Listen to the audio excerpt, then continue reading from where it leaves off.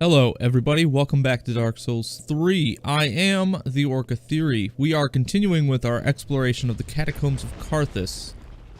Hopefully not getting mashed by this ball here. I think it's so ridiculous. It's actually a really cool design. Because if you notice, you can see the actual skeletons pulling the ball along. It's not just a ball that's rolling back and forth. They actually have a bit of motion to it. A bit of mechanics. So from here, we've got a number of different places we can go. We're going to start off by taking a little look to the left. And heading down here. Here we can actually activate an Npc Invasion, and this guy will invade us actually a couple different times. I'm hoping I'm embered up. Yes, I am embered up. So Nightslayer Sorig, I believe is how you pronounce that. Sorig. The T and the S kind of make a tissa sound. This guy can be pretty tough. He's got the Fume Sword from Dark Souls 2, which was arguably the best Ultra Great Sword from that game. He is just a beast. Yeah. The only big problem with it, and you got this problem with PvP and the Ultra Greatsword class, is that if you hold out your weapons long enough, you will open yourself up for some backstabs. Good. And we got him down right away. Not too bad. Not too bad. So we get an emote and the Night Slayer's ring. Let's take a look at the ring. Let's just go in here. I'm not even sure if I really need the Covetous ring anymore, but we'll keep it on. Enemies lose more stamina when guarding attacks. Kind of a neat effect. Ring of the Savage Sorig, more commonly known as the Night Slayer. Enemies lose more stamina when guarding attacks. Long ago, Sorig engaged the guardians of an ancient city in a bloody confrontation and returned with their rings as his prize, still frozen on their dismembered fingers. Interesting.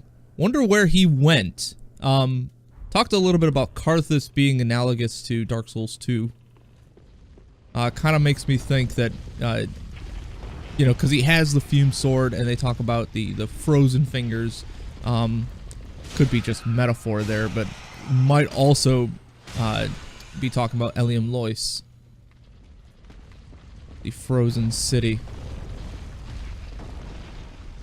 So far we don't know much. We have my favorite friends in the entire universe over here. The Bone Wheel Skeletons, and with each game, the Bone Wheel Skeletons get a little bit more docile.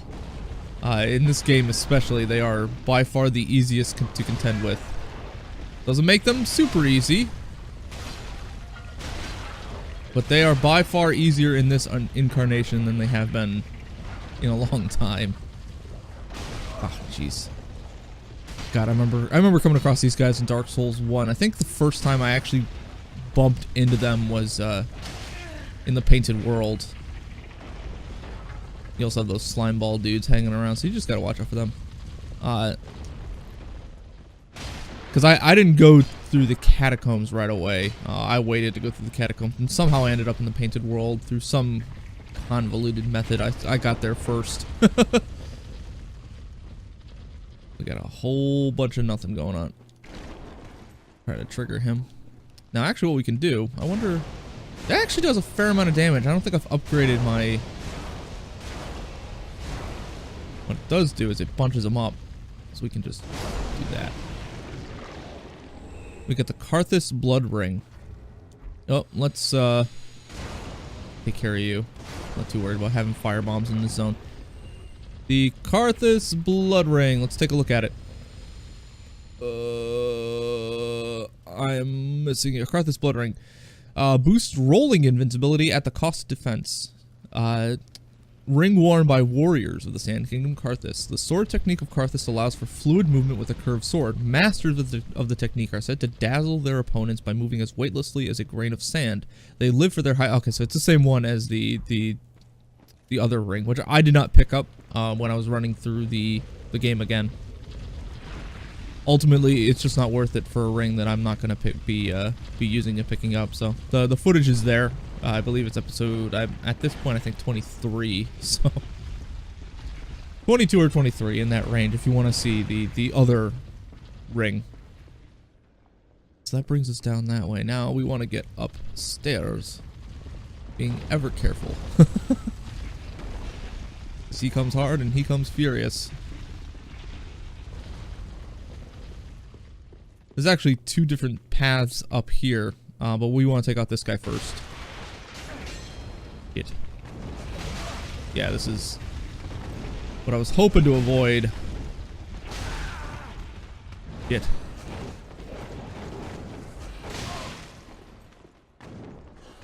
There we go. Get some pillage. So while this zone is pretty lame looking in terms of design, it's actually fairly lazy by FromSoft standards. That's why they have a lot of these pillars here, because these guys are just so agile and they're so quick moving and they recover so quickly that you're gonna want some sort of physical barrier, and I think that's ultimately why. There we go, and he dies instantly. That's ultimately why these pillars are there, because you're gonna want something blocking your way. This guy can be a pain in the ass. I'm actually not quite sure what those arrows are tainted with. I believe they're actually tainted with chaos. I'm gonna try to slow down the footage on his arrow shot, because he carries fire arrows, but the chaos arrows themselves, the chaos flame itself, I should say, it often looks a little bit more a deeper red or an orange almost.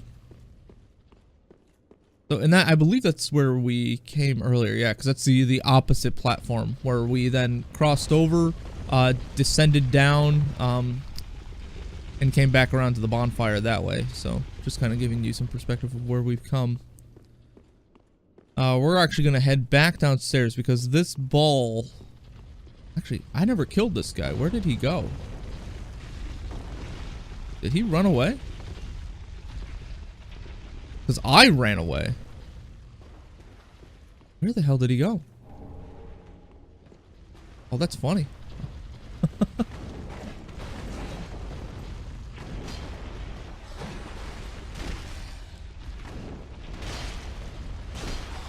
Vihander is perfect for these guys. Long, sweeping attacks, because they love to dodge around the side. Those are bloodborne villains. That's what they are. A Kukri and a Titanite Shard. They really want you to be +3. So we can go up there, or I believe it's either this one or it's this one. Yes, it's this one. It just gives you an alternate route up here. If you're having a ton of difficulty dealing with these enemies, you can deal with them one-on-one over here this way. Because either way, you have a solid route up there. But if you come up the way that I came up, you know, I had to deal with the arrow guy, the hat skeleton dude, and this guy. Well, not this specific guy, but this type of enemy all at the same time. And that could be a pain in the butt. There we go. We get the Grave Warden's Ashes, and I believe I saw our good friend. So let's just go take care of him real quick. Yeah, there you are, buddy. Gotcha. Heck yeah. Nice large shard. Okay, so we got the Grave Warden's Ashes. Where are you? Umbral Ash of the Grave Warden of the Catacombs of Karthus. With this, the Shrine Handmaid will prepare new items. The old man began as a squire, carrying his master's accoutrements. He ended his days a Grave Warden, and carried them still. So that's how he has the items that he has. And I also picked up this Karthus Pyromancy Tome. I'm not sure if I read the description on this. Gift to the Old Master Pyromancer. Karthus Pyromancy is developed in isolation. We did talk about that. Okay. But anyway, so that's why these Grave Warden Ashes will probably have weapons and armor sets attached to them. Because he continued his duty. Oh, is that an item down there? Did I miss an item? I did. Oh, it's the ball. Because the ball does do... Oh, hey, this crab guy. So there's been a lot of speculation about this crab guy. There's actually a really interesting video, and I'll try to find it and put it in the links below, about what this crab guy is actually doing here. Below the Catacombs of Karthus is actually Lost Izalith, the real Lost Izalith from Dark Souls 1. And just before you get to that section with the Demon Ruins, you encounter a large pool of water that is reminiscent kind of Ash Lake. I don't think it's actually Ash Lake. But it has a lot of those giant enemy crabs that we have seen earlier in the game. And if you actually follow this guy, he will lead you down there. And he will just return to his brethren, and that's about it. There's nothing much that's happening there. I think this is just a subtle clue that if you're having a tough time finding that area, this guy will point you to it. Oh, so we got a dark gem from there. Sweet. Dark gem associated with Abyss, hexes, that sort of thing. Humanity.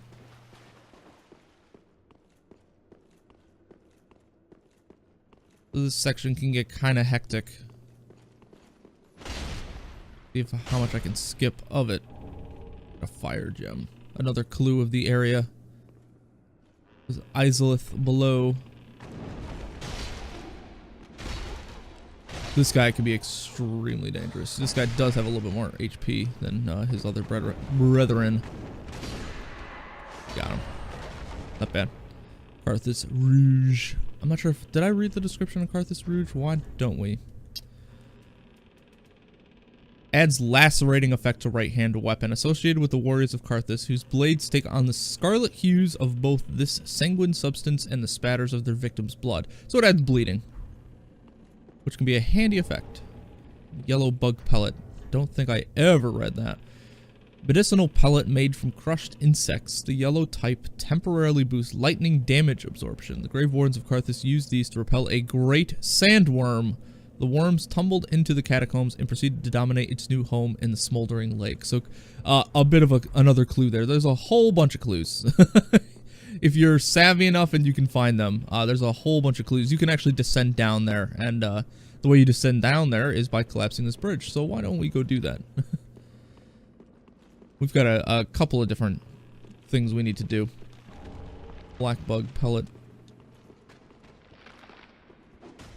I'm gonna see how much of these items I can grab right now. There's 2 or 3. Looks like just 2. So what we are gonna do is we are actually gonna lead these guys down. No, we're not. Changed my mind. Oh, wait. So we got a whole conga line forming up around us. This is one of the most BS sections of Dark Souls 3, if you ask me. There we go. Because if you just hang out back there, and you can see, there are a ton of these skeleton warriors. So what you do is you are forced to run across this bridge, and what they want you to do is just to keep sprinting to safety as fast as you can. But if you collapse this bridge, all you have to do is just attack it real quick. You will be able to collapse this bridge and then descend. We will not be descending today. I'm actually going to try to get back over there, because if you look, there's someone up there, and we know this person. And I don't think we can actually get back from this area, so we'll have to return here eventually. But for now, what we can actually do is just go and take on the boss, who is a very interesting boss. So Karthus is a sand kingdom known for conquering all the adjacent kingdoms to it. And they were led by a guy named High Lord Wolnir, who eventually was consumed by the Abyss. Now, there's some connections there to the Abyss Watchers, who were arguably protecting the catacombs of Karthus. But what were they protecting, you know, the world from specifically? And what they were protecting the world from was this goblet. I'm going to see if I can try to get a nice up close. Skull goblet. Nothing, it's kind of low poly. I don't think they wanted people to look at it this closely. You get a better view of it in the cutscene that's going to be coming up. But there's nothing else in this room, just jars and jars of bones. Jars and jars of bones. But the most important thing is that goblet right at the center. And what it does is it will actually allow us to be swallowed by the Abyss. I believe that's the action that's being partaken. So yeah, okay, here we go. We have a crowned skull in the form of a goblet. And then this weird shit starts to seep out. I believe that is the literal manifestation of the Abyss. We have kind of seen the Abyss spread, but it's always been in different static states. In New Londo, we see the Abyss, and it's just this infinite blackness that stretches on forever. In Ulasil, once again from Dark Souls 1, we see it starting to be spread, but it's more like an infestation. It coats the walls, it juts out of the ground. This process that we just saw with the kind of oozing effect out of the ground, that might actually be the way the Abyss spreads and why it was confined to that goblet in Karthus. If they were trying to contain High Lord Wolnir and they were able to with a goblet, that might be the way. And us interacting with the goblet probably woke him up. So we get the Grave Warden Pyromancy Tome. Now this fight is kinda interesting. He's got two different phases, but really, you only really need to be concerned with one because his attacks are so slow, but he can add a couple different things. Oh,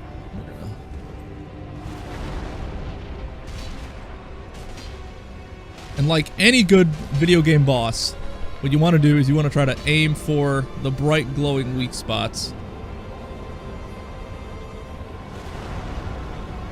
And there what he does is he actually will add on to the fight. That's a skeleton warrior. Da, da, da, da, da.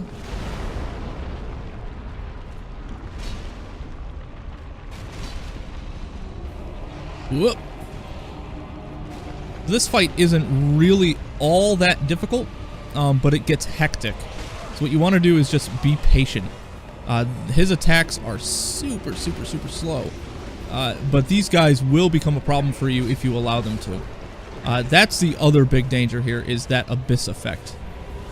He will spray it out, and if you are caught in there, as you saw, it's just instant damage all the way down the line. And now he has pulled out his sword.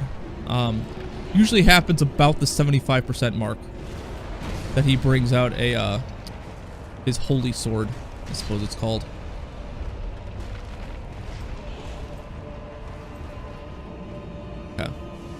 So there he goes, spraying the darkness again, the Abyss.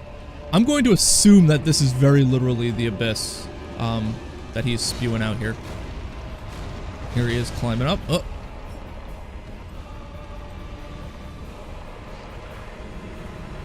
Okay. That's a super interesting attack, actually. Wreathed in holy light. And you'll notice every time I break one of these bracelets, these wristlets, I suppose, he slips further and further back. These wristlets are actually protecting him from the Abyss. It seems that he was dabbling a lot with Abyss and Hex magic, and by the end, I think he realized just how dangerous that actually was to be doing that. And somehow or some way, he developed these shining golden bracelets that shine off with miracle magic, almost as if they were based on faith. Got him. And there we go. And if you shatter them all, you don't necessarily defeat him. He doesn't disappear like a normal boss. He falls into the Abyss. And there have been people that have removed collision on this fight because it's a very interesting fight, and it's basically just a straight ramp up and down with a finite end and a finite beginning, but he will just continue to descend forever when you defeat him. And upon defeating him, the Abyss returns into the goblet. I'm not sure how that works, but and you come back.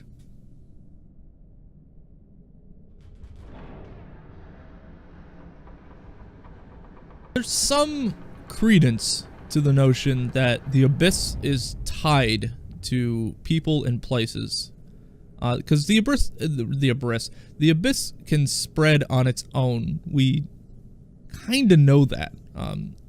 Kath from Dark Souls 1 talks about how the age of humanity, the Dark Age, is spread by humans, and ultimately I think that makes it sound like it's going to be just a natural thing.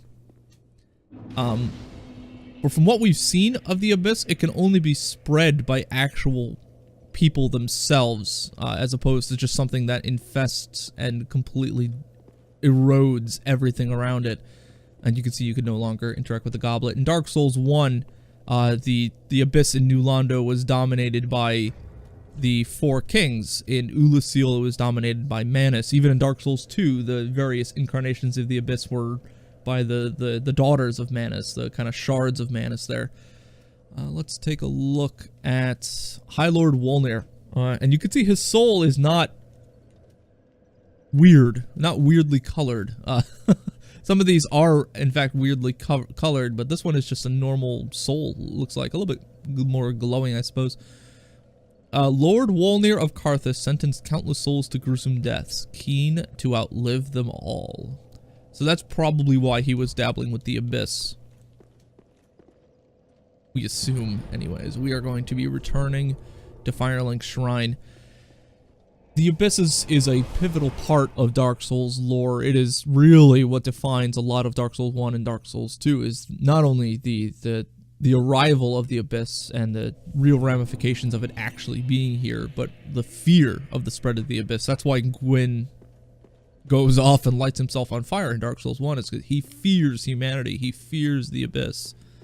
It does not want the Age of Fire to end. Aha, thou returned. Oh, do you have something new for me? It is. So. No, he doesn't. So let's take a look at the various things we have here. I'm not sure if I ever took a look at. Oh, I did take a look at Boulder Heave. I'm trying to think what else okay, we did talk about these guys. Wolf Knight, yep. Okay, great. So the only thing we need to worry about is the High Lord Wolnir stuff. The first one that gives you is a pyromancy. It's a weird pyromancy. It's called Black Serpent. You can see it's denoted by humanity or abyss magic. Pyromancy discovered from the Abyss by High Lord Wolnir that inspired the black arts of the Grave Wardens. So the various Grave Wardens we are now going to be associating with Karthus in some way, shape, or form. Releases undulating black flames that trace the ground. Very similar to the Firestorm, but instead of moving up, they move horizontally. Be it sorcery or pyromancy, all techniques that infringe on humanity lead to the same place. That is to say, they all seek a will of their own. Interesting. Wolnir's Holy Sword. A holy sword eroded by the Abyss. When Wolnir fell to the Abyss, he was gripped by a fear of true darkness and pleaded to the gods for the first time. This holy sword, together with 3 armlets stripped from the corpses of clerics, gave him some semblance of comfort. So we know where he got the armlets. He straight up stole them, and they were essentially what was keeping him from falling into the Abyss. So actually, I may want to get this. I need a faith, and I don't want to level up faith at all. So not going to be using miracles, not going to be using pyromancies, and we can now start to buy armor sets from some of these folks here. First, I'm going to give her the Grave One's ashes. Passing let this I only hope. So if we scroll over to the armor sets, we can now buy the Undead Legion, or the Abyss Watcher set, which is really, really neat. These undead warriors vowed to partake of wolf blood. They acted in the dark, seeking out any sign of the Abyss, fighting a constant war with its abominations. This pointed steel helm was a distinct symbol of the Legion, shirked as a sinister omen by the masses. So if you saw these helmets coming, you were you were run for the hills. It's a really cool armor set. I may actually use these souls to get the armor set. It's really, really neat. Crown of Wolnir, the Karthus conqueror. Once upon a time, such things were bequeathed judiciously to each of the rightful lords, until Wolnir brought them to their knees and ground their crowns to dust. Then the crowns became one, and Wolnir the one High Lord. So kind of similar to what I was talking about with the connections between Karthus and our protagonist from Dark Souls 2. Just running rampant across many, many different kingdoms, taking their crowns. Once again, I don't think Wolnir is the actual person from Dark Souls 2, our accursed undead. I don't think that's the case at all. I think it's just a metaphor for that similar journey. So actually, we're going to buy at least this, and this. I don't really like the helmet. Fashion Soulsy, right? And some of the new items that we get access to kukris. I believe we get access to Karthus Rouge. I believe we get access to the dual charm, although that might have been from the Cathedral of the Deep. The Crescent Axe might be there. It's traditionally wielded by Way of White clerics, which is true. We get the Composite Bow, which is definitely from Karthus. It has a shorter range, but it's way more powerful at those shorter ranges. So, do we get anything else? Maybe the life ring. No, I think we've already had that. So, okay. Thanks, lady. Ashen one. I will. Let's take a look at our new armor set. Stuff is sick, nasty. I love that cape. I think we're gonna be using this set for a while. We're sitting at 54. I actually really like the way those night gauntlets look with the pauldrons. I think we might keep that, but we might skip out here. Fallen Knight. No, that doesn't look great. What's the Undead Legion? Yeah, okay, that looks alright. Yeah, we'll do that. What do we want to do for a head? Oh, that looks tight. That looks great. How about the closed visor? That looks good too. How about the completely open visor? Looks alright. Too shiny. Too shiny. Oh yeah, the dark mask I picked up. Actually, that looks alright. I could deal with that. That looks okay. Little too E and B. Oh, that looks fun. We'll rock that. We'll rock that. Okay. Alright, so in the next episode, we will be heading off to Irithyll of the Boreal Valley. That is going to be a very long couple of days for me. But I want to thank you all for joining me. I am the Orca Theory. Bye-bye, everybody. Bye-bye.